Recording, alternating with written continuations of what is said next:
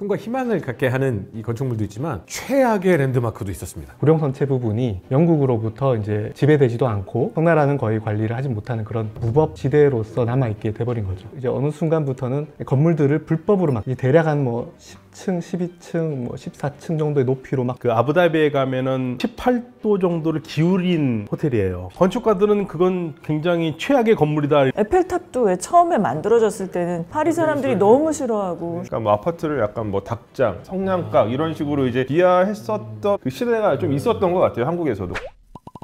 역사를 보다 가깝게, 역사를 보다 재미있게 전해드리고 싶습니다. 역사를 보다 진행을 맡은 허준이고요. 오늘은 5분과 함께합니다. 안녕하세요. 경제사학과에서 고고학을 연구하고 전공하는 강인욱입니다. 네, 안녕하세요. 경희대 사학과 박진빈입니다. 안녕하세요. 서강대 유럽연구소에서 이슬람사와 중동사를 가르쳐 공부하는 박현노입니다. 안녕하세요. 저는 한양대학교에서 근대, 현대 건축이론과 역사를 가르치는 남성택입니다. 반갑습니다. 네, 안녕하세요. 한국이집트학연구소의 광민수입니다. 이집트학과 고고학을 공부하고 있습니다. 남성택 교수님 처음 뵙습니다. 네, 반갑습니다.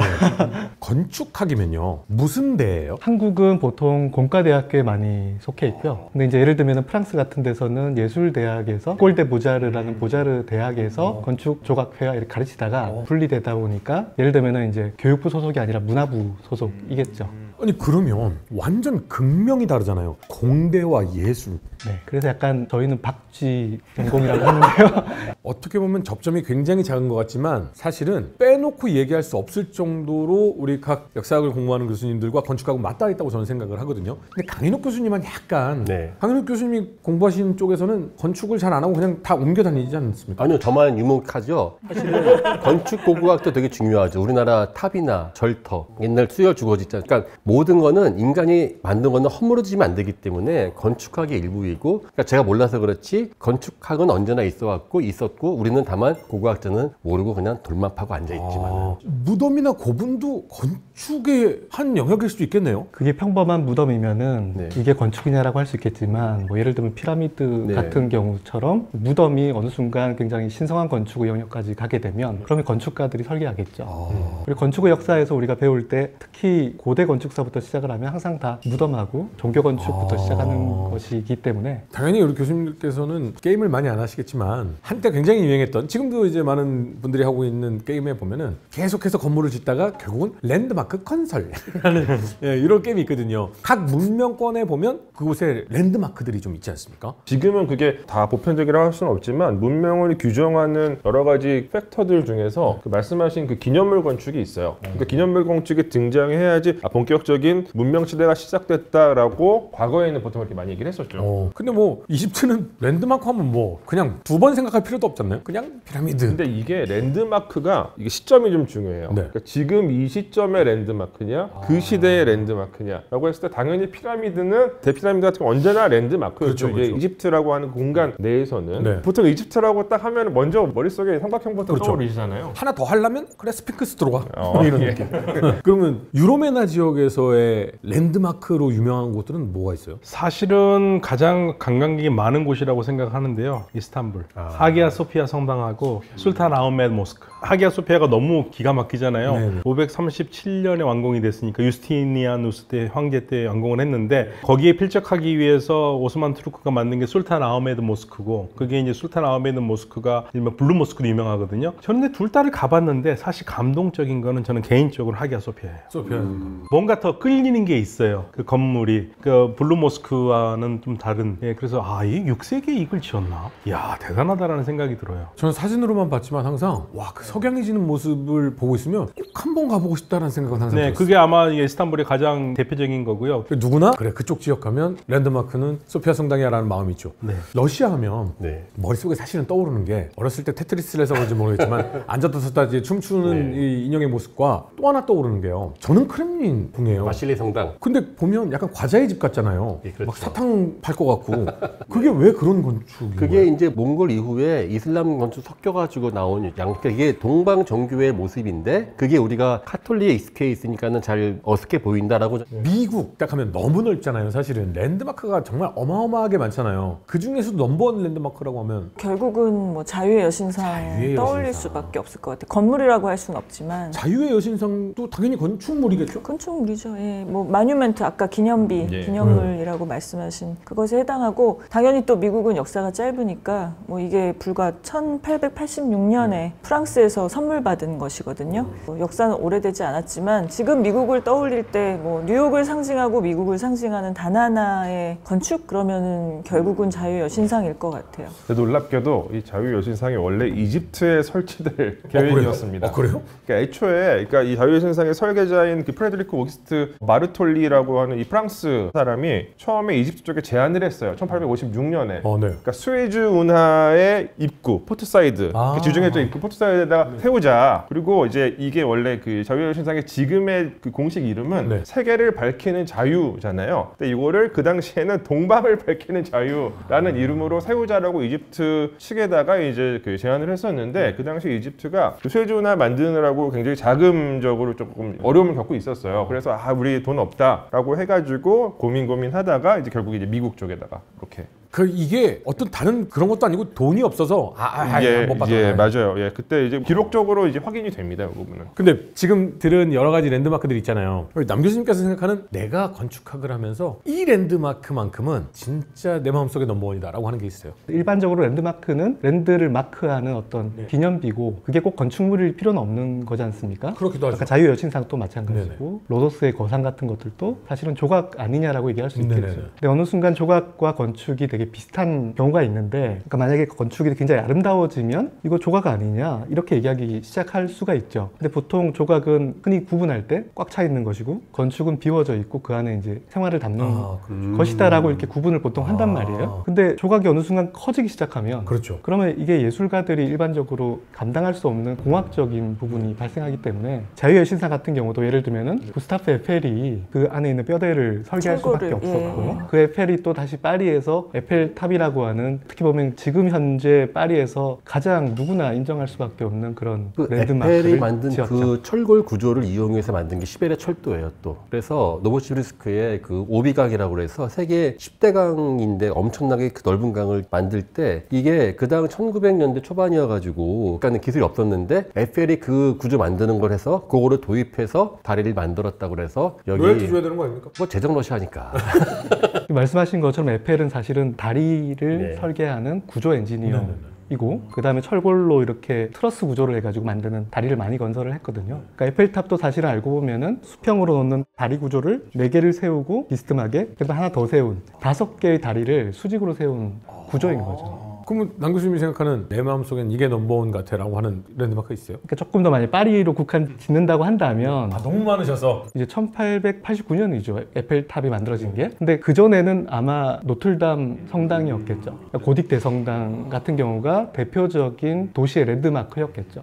그런 경우가 보면은 어떻게 보면은 각 시대마다 랜드마크가 바뀐다라고 하셨던 그 말씀하고 되게 와닿는 것 같고요. 랜드마크가 바뀌는구나. 사실 건축가들이라고 하면 많이 꿈꾸는 게 사실 고딕 성당이죠. 네. 왜요? 모든 예술가들과 기술자들이 협력해서 하나의 건물을 만든다는 점에서는 그 사회에 어떻게 보면 총력을 다 모아가지고 만드는 어떤 그런 집단적 예술이니까요. 그리고 그 시대의 어떤 집단 심성이 정말 완전히 투영되는 또 건축물이다 보니까 말씀하신 부분에 저도 동의를 합니다. 엔지니어링적으로도 엄청난 성과라고 생각을 하는 이유가 그러니까 이제 우리가 인류 역사를 보면은 이집트에 세워진 대피라미드, 쿠프의 대피라미드가 굉장히 오랜 기간 동안 가장 높은 건축물이었거든요. 처음에 세워졌을 당시 한 147m 정도가 됐으니까 인공 건축물을 넘어서기 시작한 게 고딕 성당 때부터 14세기 때부터이기 때문에 사실 기술적으로도 엄청난 성취라고 생각을 합니다. 거의 몇천 년 동안 3,800년 뭐 이렇게 네. 제가 기억을 하고 있습니다. 말씀 중에 이런 얘기 하셨어요. 원래 자유의 여신상이 이집트한테 주려고 했는데 내가 어떻게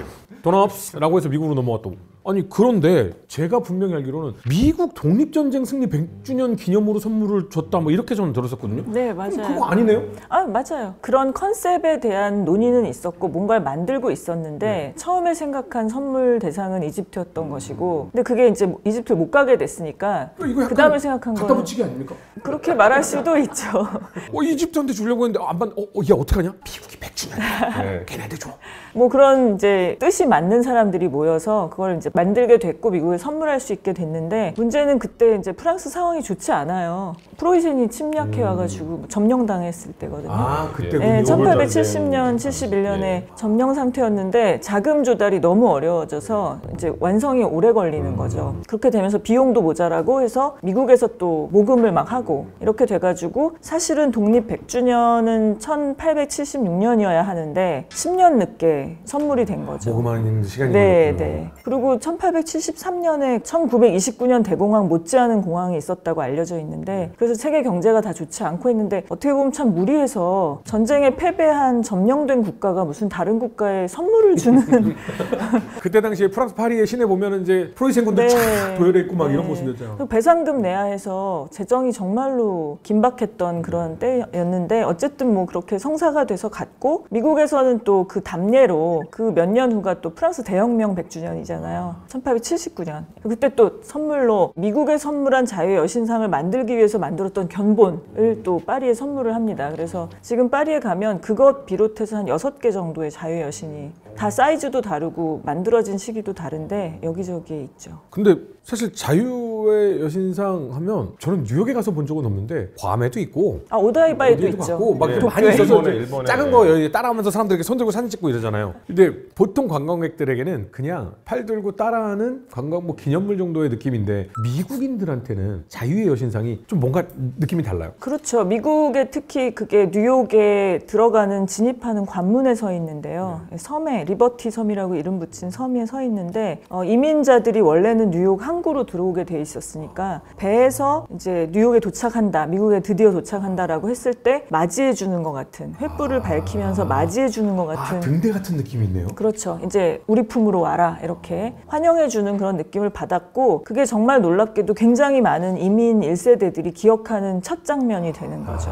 그래서 그 다니엘 리베스킨트라고 하는 굉장히 유명한 건축가 그 사람도 9.11 기념관이 쌍둥이 빌딩 폐허가 된 밑에 네. 지하에 만들었거든요. 그래서 그 지하에서 위를 이렇게 올려다보게 되어 있는데 사업 수주할 때 브리핑에서 자기가 그 이민선에서 들어올 때 봤던 그 자유의 여신상의 불빛을 자기가 이 9.11 기념관에서 위를 올려다보면서 그 불빛으로 연상을 한다라고 굉장히 감동적인 스피치를 했다고 해요. 그래서 그런 정도로 이민자들에겐 이게 정말 환영의 어떤 사인으로 받아들여진 게 아닌가 싶어요. 굉장히 기초적인 질문인데요. 왜 자유를 억압받던 사람들이 간 게 아니라 자유인들이 더 나은 삶을 위해 간 거잖아요. 근데 왜 자유의 여신상이에요? 디자인을 할 때 이게 이제 로마의 동전에 나오는 리베르타라고 하는 그 여신의 얼굴을 가지고 오고요. 그리고 그게 사실은 이제 프랑스 대혁명에서 나타나는 민중을 밝히는 여신 이제 그걸로 연결이 되거든요. 그래서 항상 이 자유는 여신의 모습으로 의인화되어 왔어요. 역사적으로 보면. 그래서 이제 세상을 밝히는 자유, 그 자유의 의인화된 버전인 것이죠. 그리고 또 이게 하나는 자유 여신상의 원래 실제 이제 이름이 세계를 밝히는 그러니까 엔라이트먼트라는 표현이 들어가는데 이게 원래 미국을 이제 건국의 아버지들이 계몽주의자들이거든요. 계몽주의자들이 굉장히 선호하던 상징 중에 하나였어요. 왜냐하면 자유여신상을 보시면은 그 리베르타스를 모델로 하긴 했지만 머리 위에 보시면은 이게 태양신이거든요. 네네. 그래서 뭐 로마에서 뭐 헬리오스로 불리기도 하고 또 혹은 패배하지 않는 태양, 솔 인빅투스 같은 태양신의 모습을 그대로 본따서 또 만들었어요. 그래서 실제로 로마 시대에 만들어진 아주 자그마한 청동산 중에서 네. 똑같이 비슷하게 생긴 사례들이 굉장히 많이 있어요. 그러니까 이 원래 미국을 세운 미국의 이제 어떤 기득권 세력은 뭐 지금은 뭐 그게 많이 희석이 됐겠지만 초창기에는 자신들이 갖고 있었던 어떤 비전이 고대로부터 전해진다라고 하는 나름의 이제 어떤 신념을 갖고 있었거든요. 그것도 좀 연관이 있지 않을까 이렇게 생각이 됩니다. 뭐 시민혁명의 차원에서 프랑스 대혁명하고 미국 독립전쟁, 이 독립혁명이 이렇게 연장선상에서 설명이 되잖아요. 그래서 그 시민혁명을 일궈낸 두 국가라는 측면에서 프랑스와 미국의 어떤 동질감, 유대의식 원래 자유의 여신상 색깔이 이 옥색깔 아니었다면서요? 이게 구리거든요. 철골 구조에다가 구리판을 만든 거라 구리색. 구리색, 구리색 황갈색 아시죠? 같은 느낌. 네네. 그건데 지금 산화돼서 청동검 녹슨 그 느낌인 거군요. 네네. 딱 그겁니다. 네. 그래서 요즘 디지털 입혀가지고 원래 색으로 사진이 막 돌기도 하고 그래요. 그리고 베껴내자. 원래 색을 찾아주자 이런 사람들도 있는데 우리 6.2 있다는 것처럼 그 지푸라기로 열심히 문지르면 반짝반짝 빛나는 거 아닙니까? 그거 너무 커서 되겠어요. 근데 이렇게 랜드마크 중에 혹은 건축물 중에 많은 사람들의 사랑을 받고 굉장히 이렇게 좀 꿈과 희망을 갖게 하는 이 건축물도 있지만 최악의 랜드마크도 있었습니다. 홍콩의 구룡성체. 이곳이 사실은 홍콩과 영국 사이에 무정부 상태인 좀 지역이 돼가지고 정말 안 좋은 지역으로 됐었던 그런 곳이 있었는데 구룡성체는 원래는 그냥 방어성이었던 거죠? 홍나라가 이제 영국으로부터 지키기 위해서 뭐 8기군이 있었던 네. 그런 방어용 성체였다고 얘기하는데요. 네. 그때는 뭐 구룡체성이라고 불렀다고 하더라고요. 근데 결국 아편 전쟁으로부터 패하고 그다음에 조약을 통해 가지고 홍콩 섬과 그다음에 구룡반도 활량하고 신계 지역을 이제 조차하는 과정 속에서 그 청나라가 원래 관리하고 있었던 영역이었던 구룡선체 부분이 영국으로부터 이제 지배되지도 않고 청나라는 거의 관리를 하지 못하는 그런 무법 지대로서 남아 있게 돼버린 거죠. 그러다가 아마 그러니까 일본군들이 들어오면서 거기에 이제 성체를 다 헐어버리고 그리고 나서 국공 합작에 의해서 일본군들이 물러간 다음에는 흔히 이제 중화민국하고 중화인민공화국이 서로 이제 싸우게 되면서 계속해서 이제 관리를 할 수 없는 상태가 되면서 이제 어느 순간부터는 난민들이라든지 또는 이제 중국에서 문화혁명을 피해서 왔던 그런 어떤 지식인들이라든지 범죄자들 등등이 모여들면서 이제 어느 순간부터는 건물들을 불법으로 막 짓기 시작을 하게 된 거예요. 아, 그 안에서요? 예, 그러면서 1970년대부터는 대략 한 뭐 10층, 12층, 뭐 14층 정도의 높이로 막 건물들을 짓기 시작하는데 그 사이사이를 계속해서 지어 나가다 보니까 어디도 사실은 우리가 볼 수 없는 그런 14, 5층 정도 되는 빌딩으로 완전히 둘러싸여져 있는, 꽉 차 있는 그런 희한한 동네가 만들어진 거죠. 근데 사실은 최악의 건축물 하면은 중동에서 그런 얘기 많이 하거든요. 저는 개인적으로는 멋있다고 생각하는데 가끔 건축가들은 이게 말도 안 되는 건물이라고 하는 것들이 좀 있어요. 그러니까 예를 들면 저도 좀 찾아봤는데 그 아부다비에 가면은 아부다비 캐피탈 게이트 안다스 호텔이 있어요. 근데 거기에 약간 인위적으로 18도 정도를 기울인 호텔이에요. 피사의 사탑 따라한 거예요? 네네.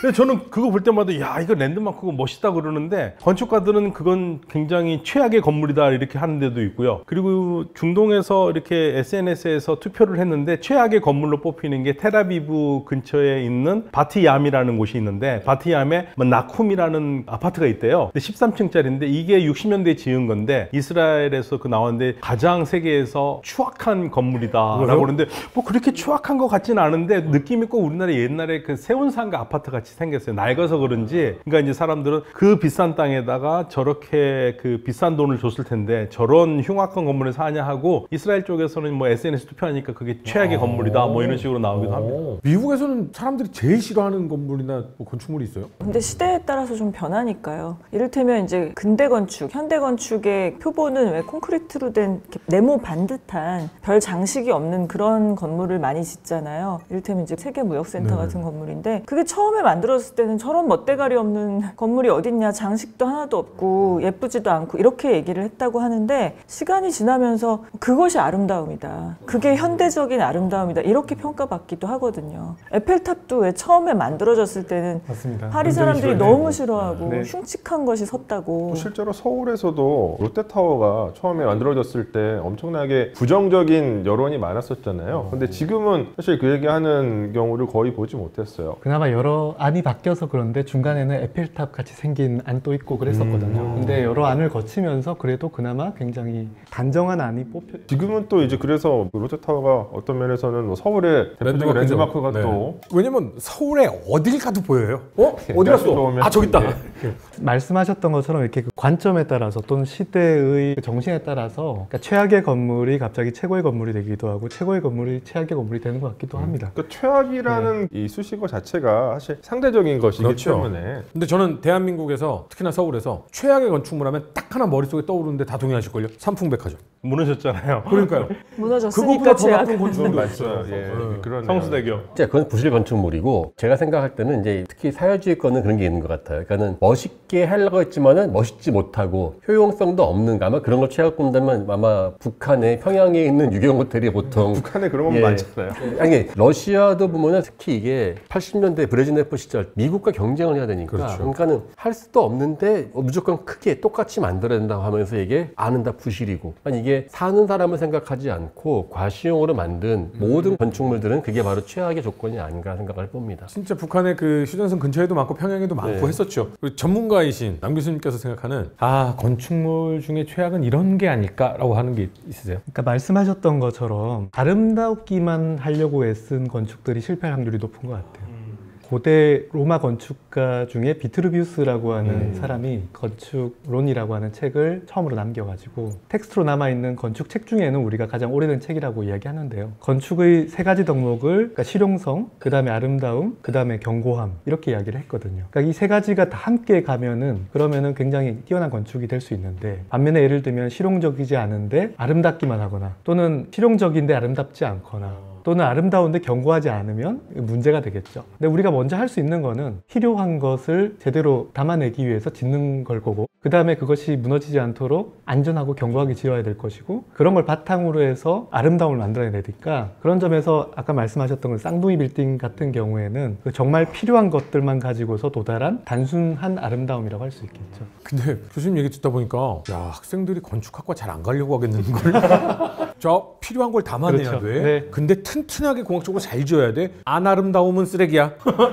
약간 이런 느낌이 굉장히 어렵네요. 그게 건축의 어려운 점이고 또 매력이라고 생각을 합니다. 근데 듣다 보니까 이제 거기가 슬럼화가 돼버린 거잖아요. 근데 각 문화권, 나라마다 슬럼화되는 지역이 좀 다르다라는 생각이 드는 게 미국은 그냥 일반 1층 집들 중에 딱 도로를 갈려서 이쪽은 슬럼화돼 있고 저쪽은 안 돼 있고 이런 곳이 굉장히 많죠. 그렇죠. 대부분의 도시에 사실 외지는 구분이 안 가요. 뭐가 달라지는 게 없는데 어느 지역부터는 그냥 위험한 곳이 돼버리거든요. 그래서 저 처음 유학 갔을 때 현지 미국 친구들이 어떻게 구분하냐, 이제 외지인이니까 위험할 수 있잖아요. 물어보면은 해질녘에 백인 여자가 조깅하는 곳은 안전한 곳이다. 네, 그 선을 넘어가지 말라 이렇게 조언을 하더라고요. 사실 구분이 안 되는데 역사적으로 이제 형성되는 그런 네이버후드, 미국은 그 도시가 네이버후드의 개념이라서 이민 공동체가 집단적으로 거주를 하게 되고 이러면서 이렇게 블럭이 생기는 거거든요. 그래서 그 구분은 거기서 산 사람들은 알 수 있는데 외지인들이 외형적으로는 표시가 나지 않는 저도 것이라서. 하나 그 선생님 공부하신 데가 그 필라델피아 유펜 공부하셨는데 필라델피아 요즘에 굉장히 논란이 많은 지역이죠. 근데 또 마크하는 그 거리 말씀하시는 예, 거죠? 켄싱턴 근데 뭐 거기는 거기고요. 뭐 시내는 또 완전히 달라요. 예. 그게 저도 선생님 계신 곳에 살아봤는데 저는 어떻게 구분하냐면요. 딱 한 가지입니다. 저는 거기 가게들 있지 않습니까? 그러면은 가게에 ATM기가 가게 안에 있으면은 거기는 위험한 곳이에요. 제가 느낀 방법은 그래요. ATM기 안에 있으면 밖에 놔두면 뜯어가니까. 철조망도 있고 하면은 저건 일단은 좀 그때부터 저는 가급적이면 안 가는 것 같아요. 뭐 공중전화도 막 사슬에 묶여 있는 데가 있거든요. 왜요? 그걸 가져갈까 봐. 공중전화요?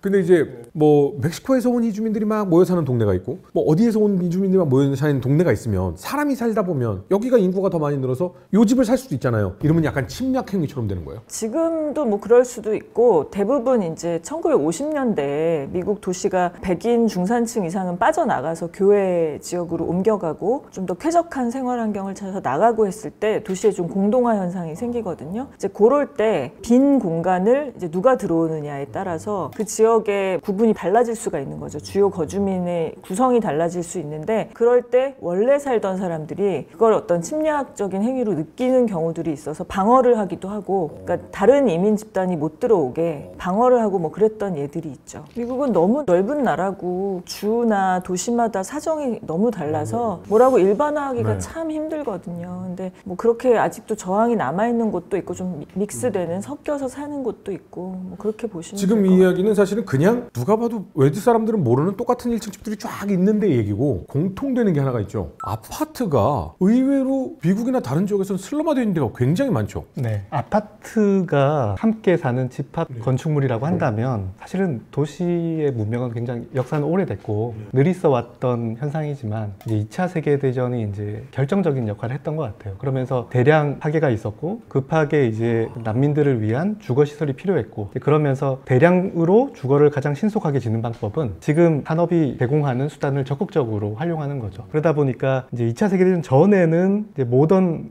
근대 건축가들이 새로운 어떤 산업의 재료들을 우리가 적극적으로 사용해야 된다라고 주장은 했지만 이제 실현할 수 있는 기회가 없었는데 반면에 이제 세계대전으로 인해 가지고 오히려 기회를 잡게 된 겁니다. 그러다 보니까 대규모로 그들이 꿈꿨던 건축을 제시했고 특히 그 주거 부분에서는 그게 아파트로 나오게 됐죠. 그래서 폭격으로 인해서 아파트가 본격적으로 지어지고 그렇죠. 네. 근데 다만 이제 문제는 그런 주거가 지어지는 부분들이 대부분 이제 도시적으로 보면은 굉장히 열악한 부분에 지어지는 경우가 많고 그러다 보면은 이제 전쟁 이후에도 보면은 특히 식민지의 나라에 이주민들이 들어오는 사람들도 있었고 그런 사람들이 살 수밖에 없는 환경이 되는 경우들이 많고요. 근데 그러다 보면 약간 옛날 그 유대인들 게토에 몰아넣는 거랑 비슷하게 아파트 단지가 오히려 지금 우리나라 사람들이 보면 이해를 못할 텐데 그때는 오히려 돈 없는 사람들이 살고 있는 곳이고 국가가 사회주거로서 지원을 해줘야 되는데 어느 순간 지을 때는 그래도 화끈하게 지원을 했지만 유지 관리를 하는 데 있어서는 이제 세금을 아끼기 시작하는 거죠. 그러다 보면은 엘리베이터가 멈추는 겁니다. 예를 들어. 맞아요. 프로이드 아이고 맞습니다.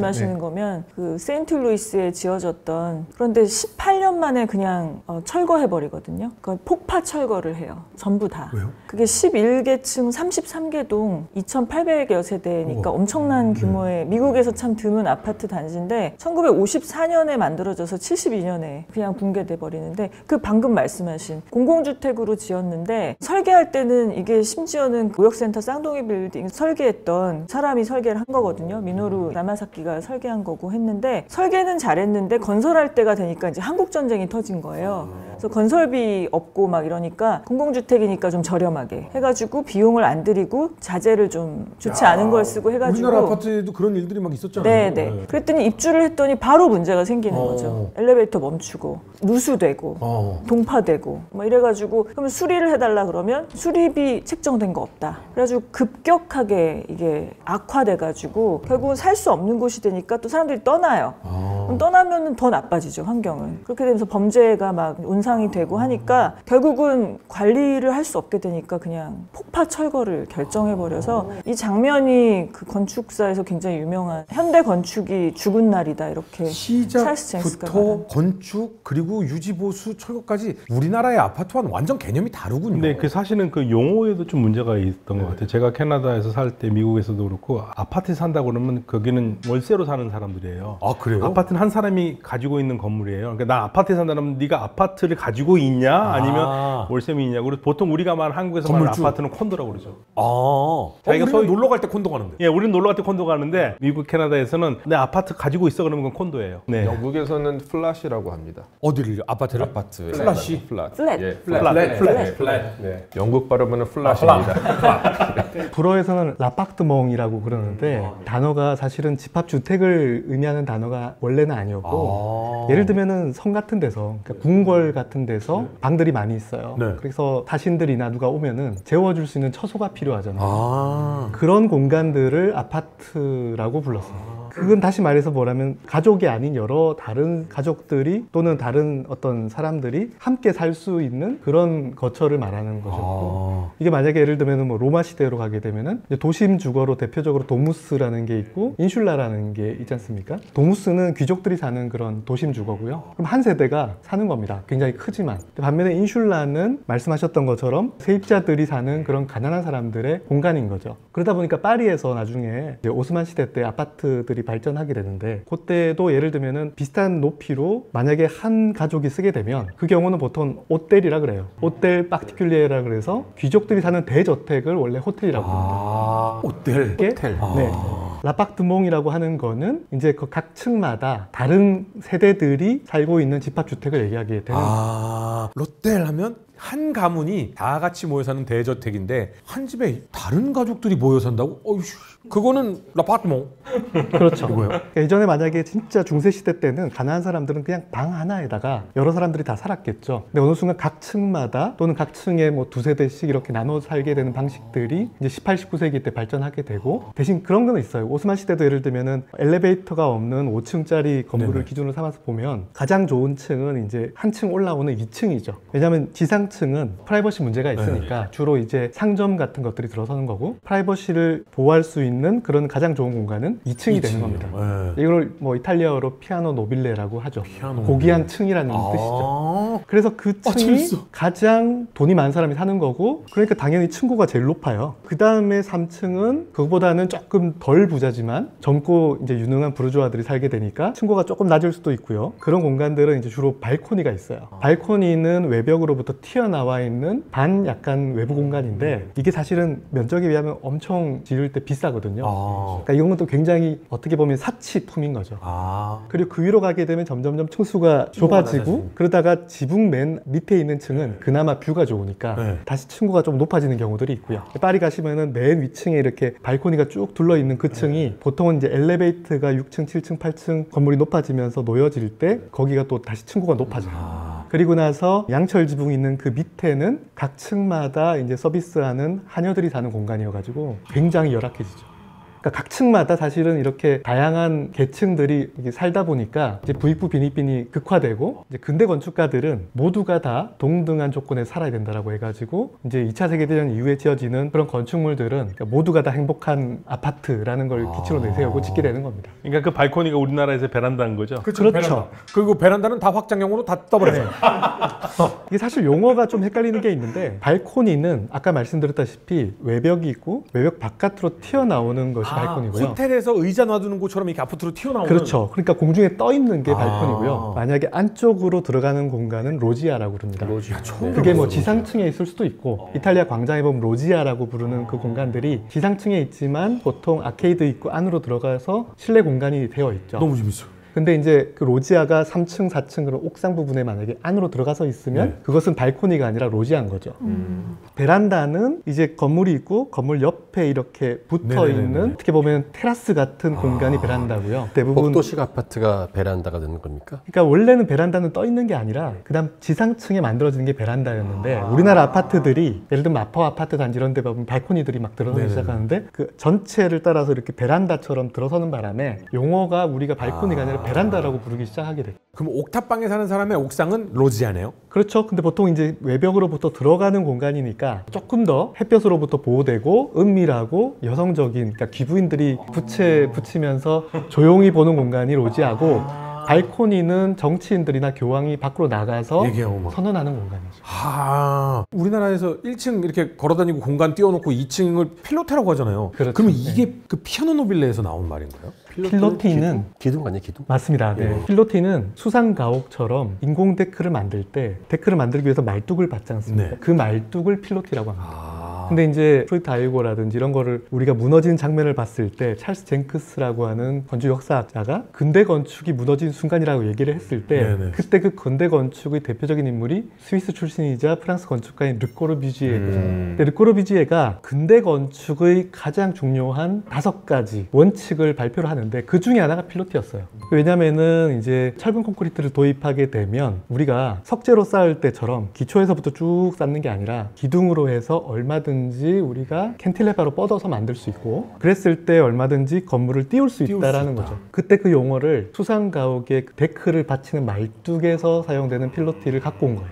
필로티가 원래 P-I-L-O-T-I로 끝나는데 S를 붙여서 복수니까 필로티라고 하고, 지금은 우리나라에서는 필로티를 그 지상층에 기둥만 있는 공간으로 이해를 하고 있죠. 생각해보면 아파트라는 것이 왜 우리나라와 개념이 다를까라고 했을 때 아예 시작부터 그들이 갖는 약간의 거부감이 있을 수도 있겠다라는 생각이 좀 들기는 하네요. 근데 그러다가 생각해보니까 아파트가 월세라고 보통 개념을 이제 한다면, 로제가 아파트 노래를 부를 때 미국 사람들은 월세 이렇게 부르는 거예요?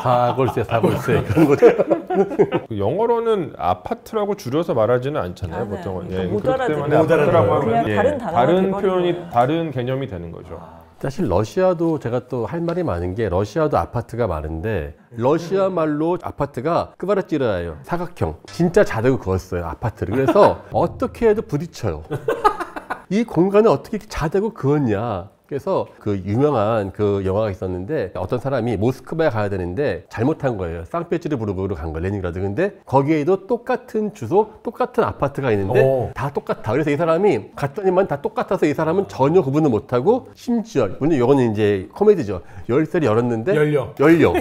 그 영화인데, 그러니까 그거를 저는 보고는 처음에는 저게 너무 억진가 했는데 열세를 보면 다들 동의하는 부분이에요. 그냥 아무데나 가서 택시 타자마자 그냥 여기 칼 막스 거리, 붉은 광장 가면 다 똑같아요. 그러니까 저도 처음에 캐나다에서 학생 아파트 들어갔는데 지금도 기억이 나는 게 엘리베이터가 거의 한 100년 된 거라서요. 이렇게 철문 열고 또 문 있는 거 그거 있잖아요. 예. 거기에다가 아파트 우리나라에서는 전부 다 가스레인지가 다 이렇게 틀면 되는데 거기는 한 다음에 이게 성냥불을 붙여야지 하는. 그러니까 우리나라가 아파트가 대단했던 것 같아요. 90년대 캐나다에는 아직 학생 아파트에 그런 게 있었는데. 이게 한국에서도 아파트에 대한 인식이 조금 계속 바뀐 것 같은데, 그러니까 2000년대 초반 같은 경우는 아파트를 한국에서 약간 폄하하는 게 유행했었던 것 같아요. 뭐 대표적으로 말레리 줄레조가 쓴 아파트 공화국이라는 책이 한국에 그 번역 출간되면서, 그러니까 뭐 아파트를 약간 뭐 닭장, 성냥각 이런 식으로 이제 비하했었던 어떤 그 시대가 좀 있었던 것 같아요, 한국에서도. 근데 요즘에는 아파트가 오히려, 특히 한국의 아파트는 굉장히 특별한 방식으로 진화했기 때문에 어떤 측면에서는 이제 조금 더 효율적인 어떤 주거를 어떤 이제 추구할 수 있는 공간으로 여겨지는 경우들이 있고, 또 뭐 그래서 실제 요즘에는 보면 뭐 전기나 뭐 수도 같은 가스 같은 것들이 훨씬 더 절약해서 사용할 수가 있고, 또 1인당 온실가스 배출량도 일반 다른 단독 주거보다 훨씬 적겠죠. 예, 적다. 이래가지고 더 오히려 친환경적인 주거다 이렇게. 근데 오늘 이야기를 하면서 정말 재미있고 많은 것들을 배웠는데, 여러분들이 생각하는 최악의 건축물이 있다면, 최고의 건축물이 있다면 어떤 건지, 그리고 건축물에 대해서 혹시라도